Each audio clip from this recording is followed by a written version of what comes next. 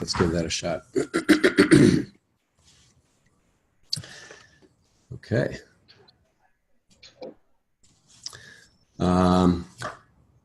Okay, we're live. We're live. We're recorded live.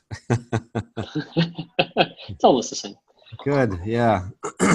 So, Aslam, welcome. Everyone, welcome back to Alliance Aces.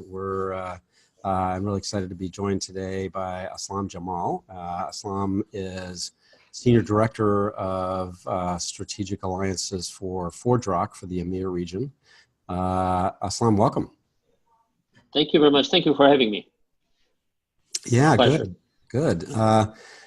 Really great to chat with you, and maybe we could start, Aslam, with you could tell us a little bit about what you and your team are up to at ForgeRock. Okay.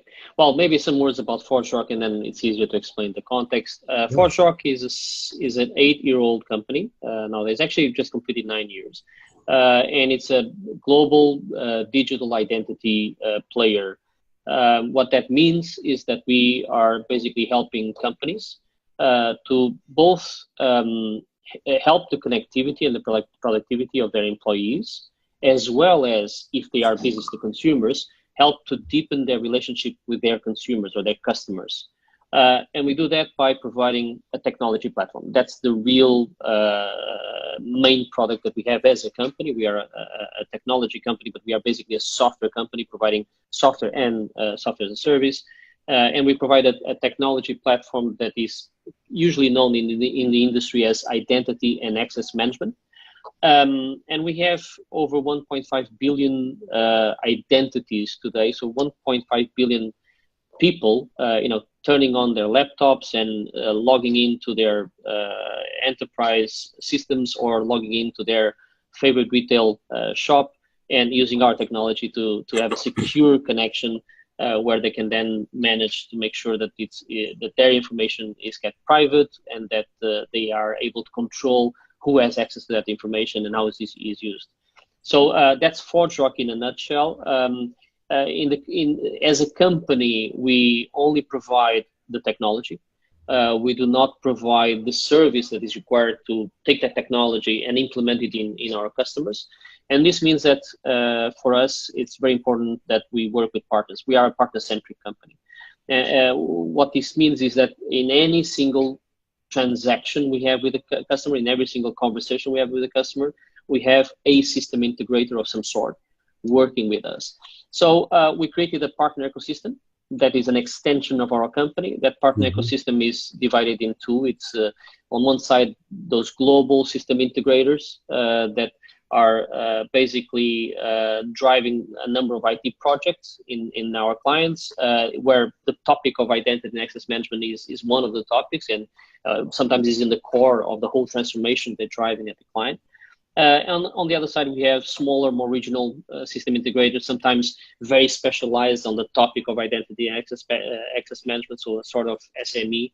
And we use both those ecosystems together to provide that value to the client, which is mainly a value of taking our technology and delivering it to the client in a way that secures the success of our clients, and in the specific topic of digital identity.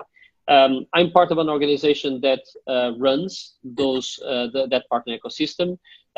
We have people looking after the more regional players. We have people looking after the most strategic partnerships. And my job is to run those partnerships, some of those partnerships specifically in Europe, in EMEA.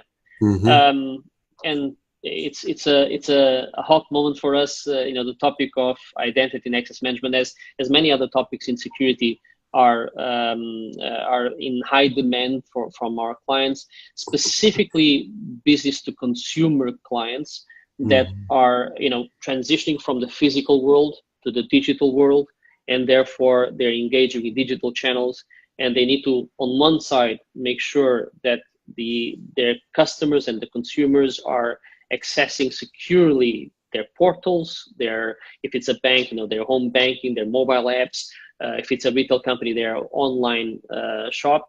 On the other side, make sure that the experience of of accessing is a good experience, and that people don't get,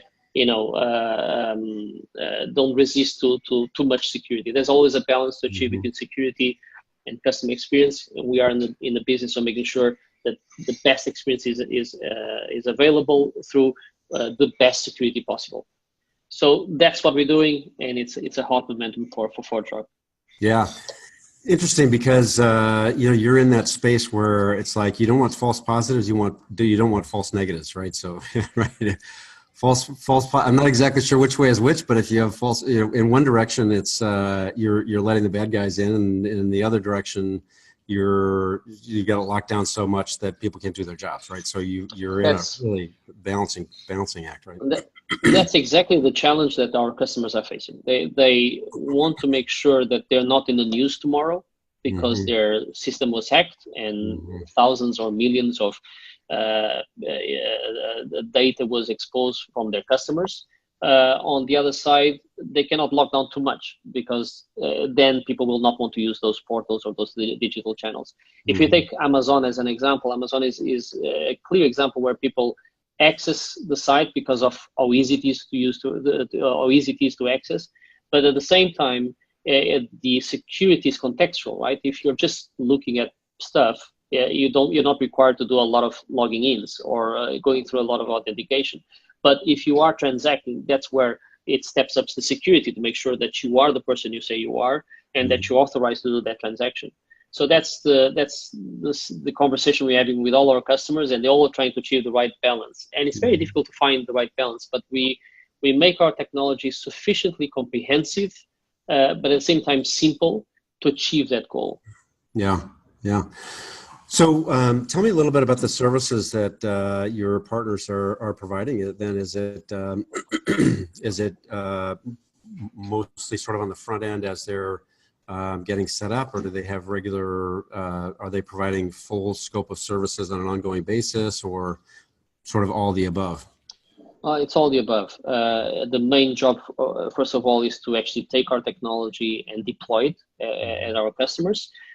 In a way that the customer can adopt it and maximize its usage. But then there is a number of other things. Some customers don't like to run their own infrastructures or their own technology, so they ask system integrators to do it for them, a typical managed service. Some customers prefer to keep things in-house or completely on the cloud. So there's a lot of work that our partners do in deploying, integrating to the rest of the application stack, and then running the operation in case the client wants to outsource that, basically. Yeah. So all of the above. All of the above, right? I would think you also, in addition to services partners, you also have some ISV relationships as well, where you're very much. Yeah. Very much. That's obviously a very important part of our company, to be a platform where we integrate with other vendors that are doing specific segments of security. What we try to do is we try to be the platform for identity and access management. But for instance, companies that are very specialized in biometrics or stronger authentication, they can connect to our platform, and therefore we can provide much more differentiation to our clients, much more value. So we do have what we call a trust partner network. It's essentially a network of over 50 different technology companies. They're not system integrators, they're technology companies. Some of them pretty much like us, but provide complementary value to our platform. And we make it a marketplace, so our clients basically can come in and use our platform with a combination of other technologies that are fully integrated and take maximum value. And that's a very important part of our business. Yeah. And so in that process, I would think then you have are you working with those partners to sort of create a joint capability, joint solution, and then doing integration and looking at different markets and where you're going to go to market together, or how does that process work? Very, very much twofold, right? On one side, we work mostly with those partners in setting up the technology integration. that then is available to our customers, but also available to the go-to-market partners. So if you want, we can split our partner ecosystem in the ones that provide the technology integration value and the ones that provide the go-to-market value. It happens that sometimes we actually get both of them from the same company. You might create a very interesting integration with a technology vendor that is very applicable to a specific use case for an industry, like for instance, the banking industry. And then we ask ourselves, do we have client rosters that are in some way, complementary? And if so, why don't we actually have a go-to-market together, go to those clients and show to them what we just created? But that, I would say, is 20-30% of the cases. We tend to have a few technology alliances where we set up a joint value proposition, and then a few go-to-market partnerships, typically with large system integrators, where we then actually take that value proposition or those several value propositions to the market with that system integrator. So it ends up being a partner ecosystem. Yeah. So a lot of things going on. Do you you probably have some hardware partnerships as well in security? Not really. Not so much. Most of the technology partnerships are software based. Actually, I cannot remember. We may have, but I cannot remember a single hardware partnership. It's all about how can we extend the security to our clients by allowing them to bundle our technology that gives them the granularity of who's accessing what and who's who, right? With the ability to verify their identity. For instance, someone that does facial recognition, that's interesting for us because we can add that to the platform, and our client can decide that in their authentication that they make available to their customers, they might want to actually have that additional level of authentication, making sure that people are logging in through facial recognition instead of something more basic like a multi-factor authentication with a phone, SMS, that sort of thing. Yeah. No, that's great. So there's a lot of complexity to the partner ecosystem, as always, right?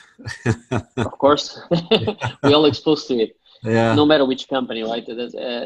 If you really want to add value to your clients, you need to differentiate. In order to differentiate, you need to find in that complexity a value proposition that is actually simple enough to make a client say, actually, this is exactly what we need. And create that stickiness not just to the client, but even for the partnership. My personal belief is partnerships are founded in value propositions that create a competitive advantage that you cannot step away from, right? Yeah. And that's where you get the drag effect. You create the joint value proposition and you go to one client and to another, and you don't need to make that typical effort of selling together. As you know, Chip, there's a lot of effort done when you have two organizations trying to work in a partnership, but without a single value proposition, with two different value propositions that can work together, but is not, merged into one. Salespeople work on their own and they try to support their own agendas, and that effort can disappear if you have just one product that is the result of the partnership. That creates stickiness.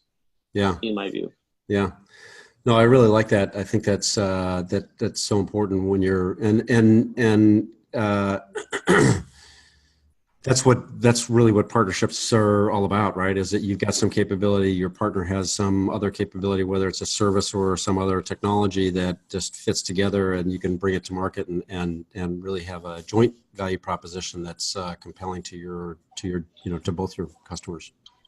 I would say that running, and going to the topic of running partnerships or strategic partnerships is almost like running a company. The first thing you need is a offering that needs to be a result of whatever capabilities. In a partnership world, the combination of capabilities of both partners.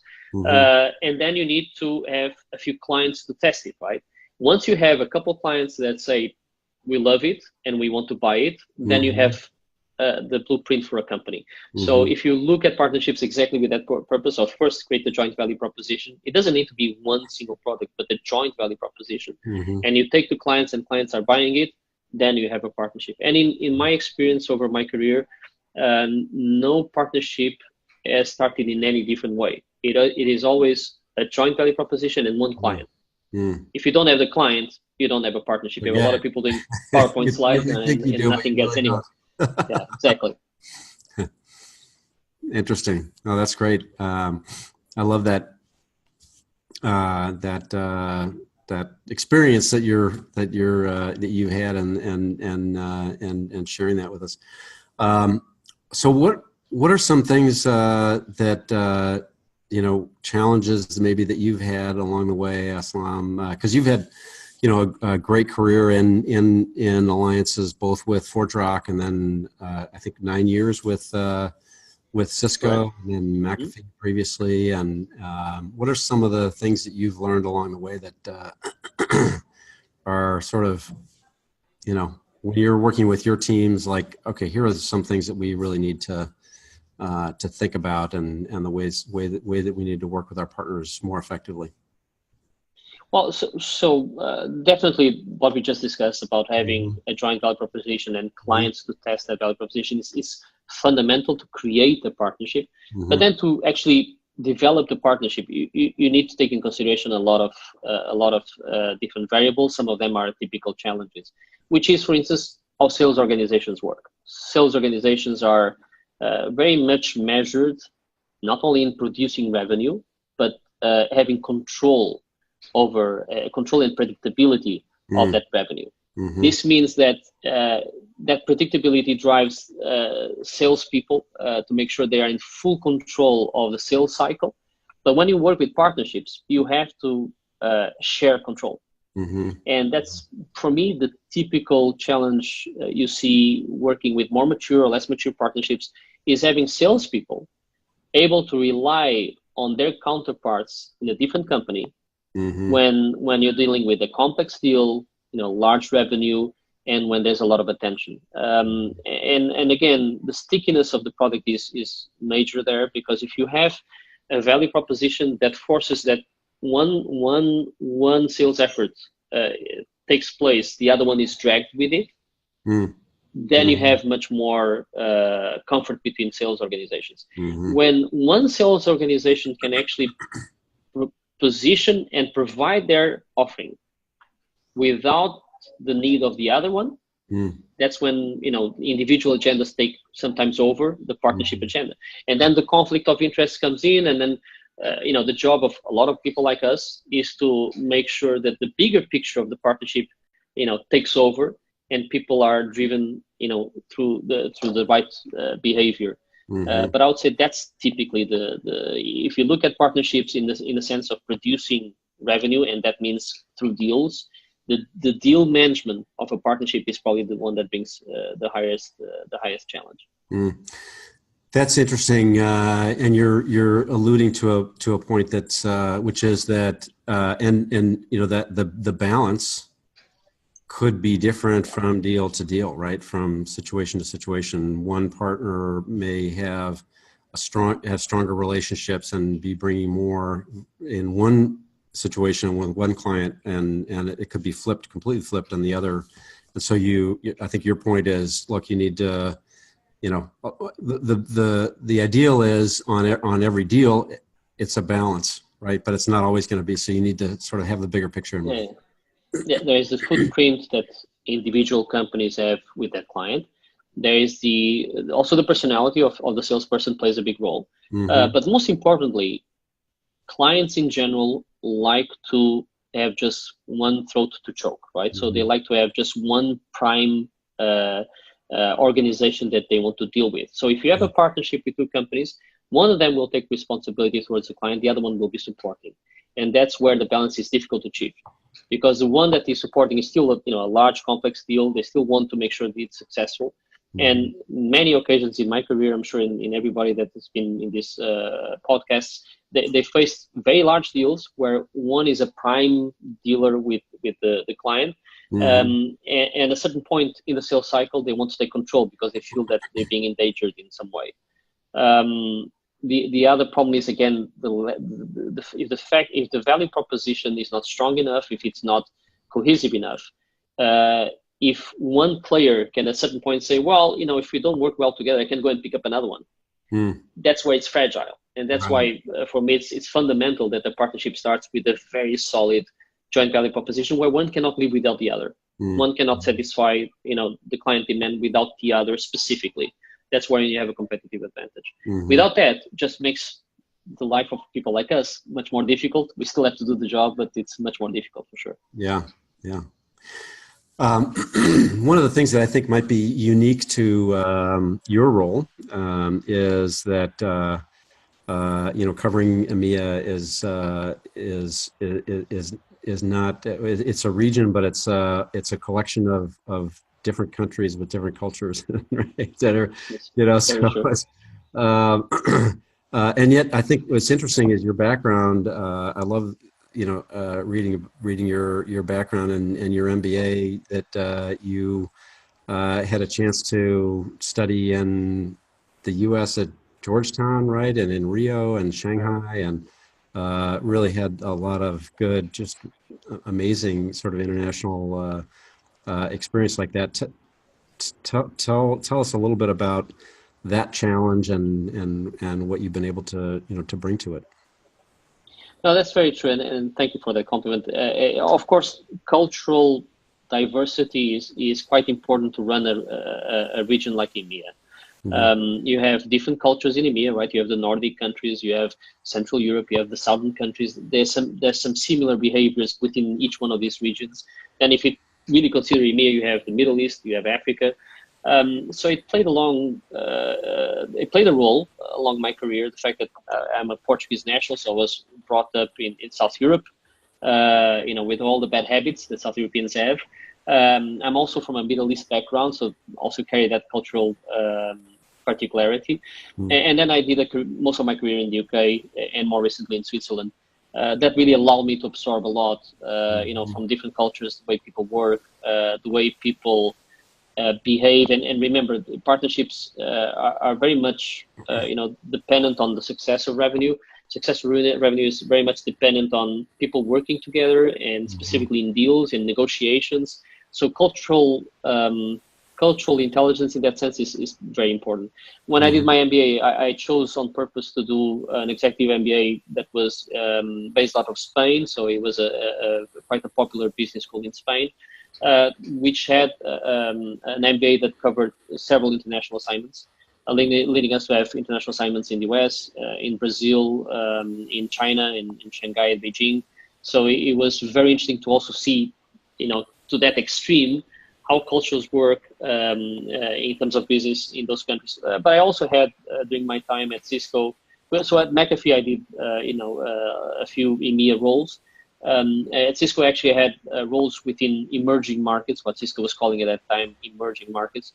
And emerging markets was basically the combination of Latin America, Africa, Middle East, East Europe, and Russia.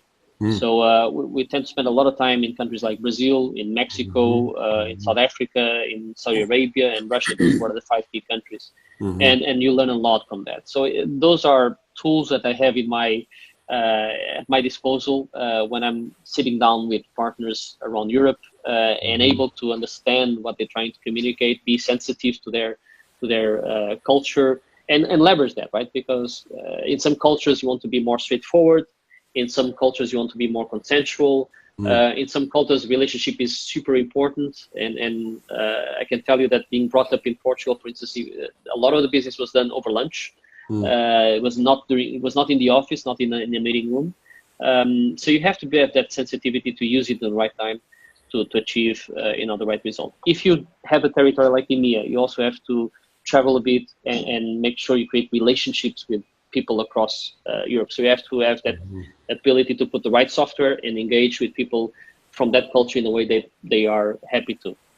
Some countries, they're happy to have dinners, and that's the way they build relationships. In some countries, they don't see having dinner as something, very normal in their culture. So therefore, you have to go for a different approach to build a relationship, and so on and so on. So it's really, it really plays a role. And I think that everyone that does an EMEA job really needs to, empower that cultural tool because it does really bring results in creating relationships and in making partnerships successful in the end. Yeah. Well, and what's the other thing that's interesting is that in addition to the country cultures, different companies have different cultures, right? So that's also you've got that layered on top, right? That's like, okay, how do we bring corporate cultures together to work together? Yeah, and if you're dealing with staff from your company and your partner in the same country, that's fine. But in some occasions, and especially smaller companies, they use staff sitting in one country to operate in another. And that's where you have to do some translation on the go, right? Translation not of language, but translation of the culture. You have to help people understand why someone said something. And then there is the company culture. Some companies, and I've, the partnerships I've been running across my career has involved some very large system integrators that have very specific DNAs. And when you sit in a meeting, you understand why someone is driving a specific agenda, why someone is behaving the way they are. It all relates to the DNA of the company, the DNA of those specific organizations within the company. So there's a lot of, you really have to have a software in your mind to make sure you're tuning into the culture, tuning into the DNA of the company to take the most out of it. And I think, in many business functions, you can live a bit without it. But in running strategic partnerships where you have to deal with multiple countries, multiple geos, that plays a big role. It's something people should invest time in. Yeah. Aslam, this has been fantastic. I really appreciate your time. Maybe just one last question. Just sort of a broad question, where do you see the sort of the future of alliances going for, I guess let's keep it to the technology industry, software services. Where do you see this going? I think there's a lot of maturity still to come in. Maturity in the way alliances are created and developed and run. And this has to do with the fact that today alliances are run mostly by human beings using very different management tools like Excel spreadsheets. The more you make that knowledge, you transition the knowledge from implicit to explicit, the more you mature the processes of running those alliances and creating dashboards and KPIs that allows you to actually understand where an alliance is today, where it needs to achieve to be. Are people actually getting what they invested for? Because in the end of the day, if someone created a partnership with a goal in the end for revenue or profitability or market share. I think there's a lot of maturity that lots of companies still have to achieve. It's a general problem across the board. And once that happens, you start really having a discipline of strategic alliance management, right? Which today is very much in the mind of a lot of people. There's a lot of instruments like these podcasts where people can learn a bit from, but there's no discipline. And I think that's a discipline that is worth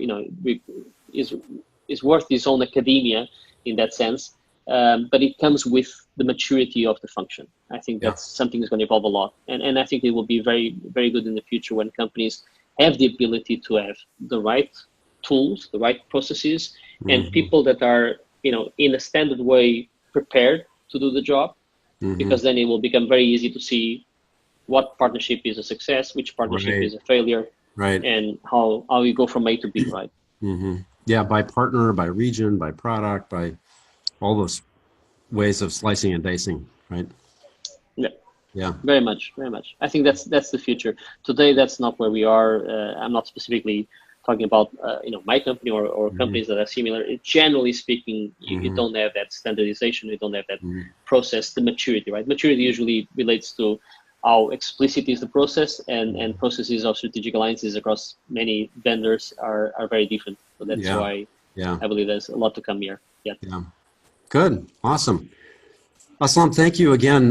This has been fantastic. Really appreciate your time and sharing your experiences and insights you picked up along the way, and just really appreciate you taking the time today. No, thank you very much. It was a pleasure, and thanks for having me. It was great. Awesome. So with that, I think we'll sign off and say thanks for joining Alliance Aces again. I'm Chip Rodgers, VP of Marketing and Alliances for WorkSpan, and thanks for joining, and we'll see you next time.